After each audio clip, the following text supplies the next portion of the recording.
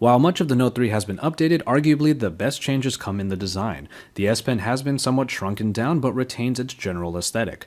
The Note 3 might take on a narrower, thinner, and lighter profile than the Note 2, making it even easier to handle in the hand, but it is in the material choice that many people might find something to really like.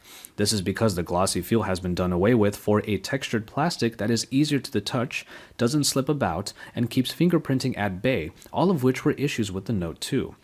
Essentially, we see the next step in the Note evolution, and this may be a welcome one that hopefully makes it to other Samsung devices. Yes, the Note 3 is lighter and, even if somewhat subtle, provides an overall better handling experience.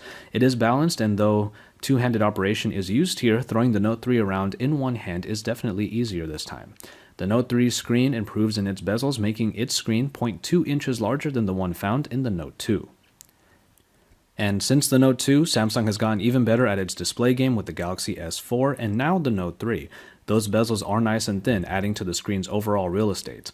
Whereas the Note 2 originally had a 1280 by 720 resolution screen capable of 267 ppi, we now have a 1080p screen on the Note 3 capable of 388. It is truly an upgrade that echoes the success of the Galaxy S4 screen in a larger form factor. Under the hood, the Note 3 will come with either the Snapdragon 800 at 2.26 GHz or the Exynos octa-core that typically doesn't get much play in the West. Given the age of the Note 2, its Exynos 4412 is definitely a far cry from the sheer power that the Note 3 is capable of. While its predecessor might have been able to hold its ground, the Note 3 absolutely flies and can handle even more multitasking as the first device out with 3 GB of RAM.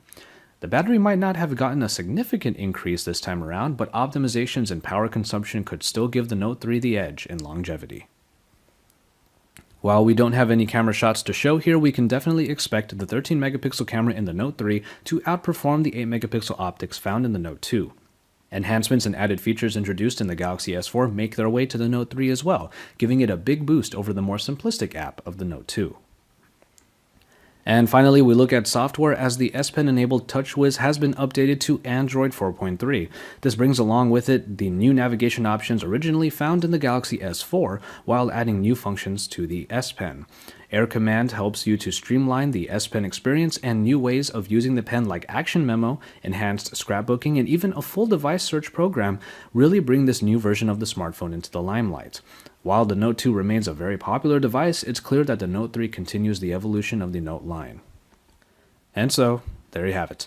It's not hard to see that the Note 3 is a real step forward for the Note line, and while the Note 2 remains perfectly viable as a pen-enabled tablet phone, Samsung has added in quite a lot to make the upgrade very much worth it. We have much more for you on the Galaxy Note 3 coming up, so stay tuned to Android Authority because we're your source for all things Android.